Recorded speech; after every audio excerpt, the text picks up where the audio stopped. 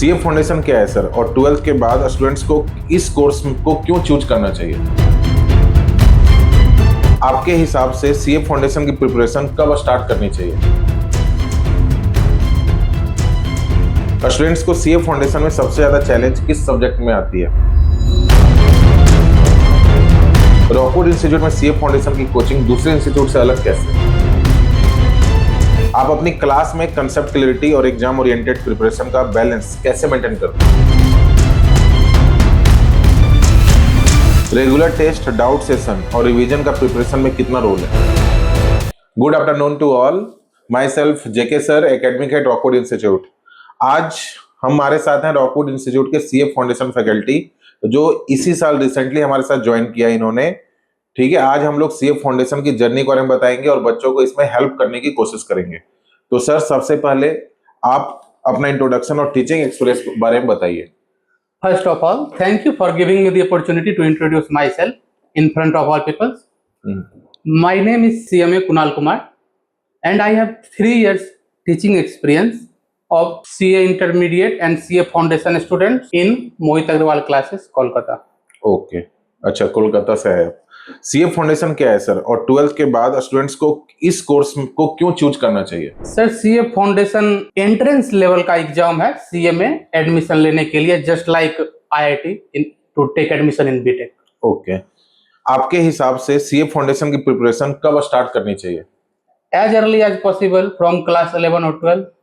Okay, students को CA foundation में सबसे ज्यादा चैलेंज किस सब्जेक्ट में आती है? लॉ। और उसे ओवरकम कैसे करें? Consistent study, writing practice, more and more writing practice. Okay okay, Rockwood Institute में सीए फाउंडेशन की कोचिंग दूसरे इंस्टीट्यूट से अलग कैसे? एक्चुअली टीचर का एक्सपीरियंस और क्वालिफिकेशन मैटर करता है, फर्स्ट हो गया, जो कि हमारा बेहतर है। ओके। दूसरा, actually 1-on-1 interaction with student, जो कि किसी भी इंस्टीट्यूट के लिए पॉसिबल ही नहीं है। ये सिर्फ हम लोग प्रोवाइड कर रहे हैं। ठीक है, ठीक है। और तीसरा, infrastructure provided by institute. Okay, infrastructure है ना, 1-to-1 डाउट सेशन जी, और फैकल्टी एक्सपीरियंस। जी, ठीक है। आप अपनी क्लास में कंसेप्ट क्लैरिटी और एग्जाम ओरिएंटेड प्रिपरेशन का बैलेंस कैसे मेंटेन करते हो? फर्स्ट ऑफ ऑल, जिस वक्त हम टॉपिक पढ़ा रहे होते हैं उस वक्त बच्चों से सिर्फ इतना ही कहा जाता है कि आप कंसेप्ट पे ध्यान दीजिए, जो आपको पढ़ाया जा रहा है उस पर ध्यान दीजिए, आपको कितना समझ में आ रहा है। हाँ। और एक बार आपका अगर कंसेप्ट क्लियर हो जाता है तो उसके बाद फिर हम जब क्वेश्चन सॉल्व कराते हैं तो उस क्वेश्चन में ही previous year question, module question, सभी क्वेश्चन उसमें आ ही जाते हैं। तो एक बार पहले आपका कंसेप्ट क्लियर हो जाना जरूरी है। तो ओके, मतलब पहले आप थ्योरी, फिर कंसेप्ट, फिर पीवाईक्यू भी उठाते हो? पीवाईक्यू, मॉड्यूल क्वेश्चन, हर एक तरह का क्वेश्चन आ जाता है। Okay okay, regular test, doubt session और रिवीजन का प्रिपरेशन में कितना रोल है?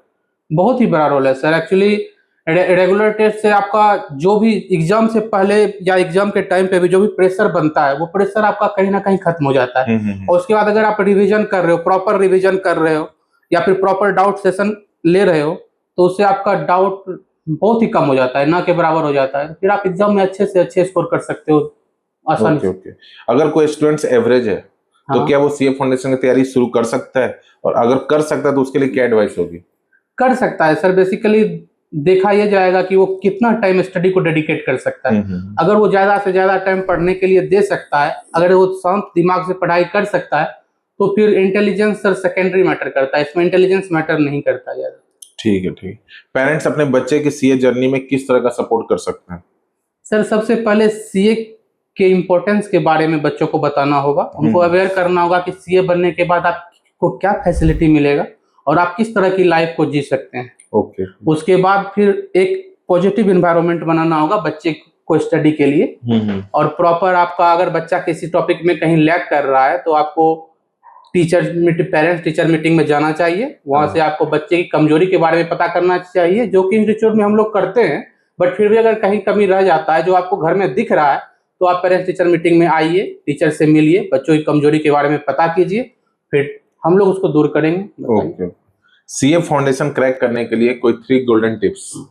फर्स्ट ऑफ ऑल, बच्चों को कंसिस्टेंट होना पड़ेगा, मतलब डेली 5 to 6 आवर मिनिमम देना पड़ेगा पढ़ने के लिए। उसके बाद आप में थोड़ा पेशेंस होना चाहिए, और उसके बाद फिर एट लास्ट डेडिकेशन, पैशंस और कंसिस्टेंट और डेडिकेशन। ठीक है सर, अब हमारा ना लास्ट राउंड है, रैपिड फायर, है ना। उसमें आपको 2 या 3 सेकंड के अंदर अपना जवाब देना है, ओके। ठीक है।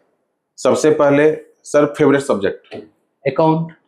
लॉ क्यों नहीं? बिकॉज सर वो थ्योरेटिकल ज्यादा हो जाता है इसीलिए। अच्छा, अकाउंट या लॉ बच्चों के लिए? बच्चों के लिए अकाउंट स्कोरिंग सब्जेक्ट। ठीक है। थ्योरी या प्रैक्टिकल? प्रैक्टिकल। मॉर्निंग स्टडी या night study? Morning study. Self study या group study? Self study. Group study क्यों नहीं? सर ग्रुप स्टडी किस तरह का हो रहा है उस पर डिपेंड करता है, क्या बच्चे सब पढ़ाई में ही लगे हुए या कहीं और, बट सेल्फ स्टडी में ज्यादा चांस रहता है कि मॉक टेस्ट या revision? Mock test. Okay. Daily study hours कितना होना चाहिए?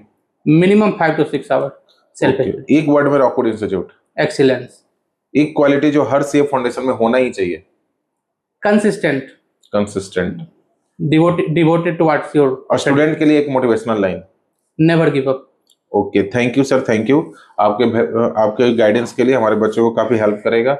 Okay, thank you sir, thank you so much. Thank you.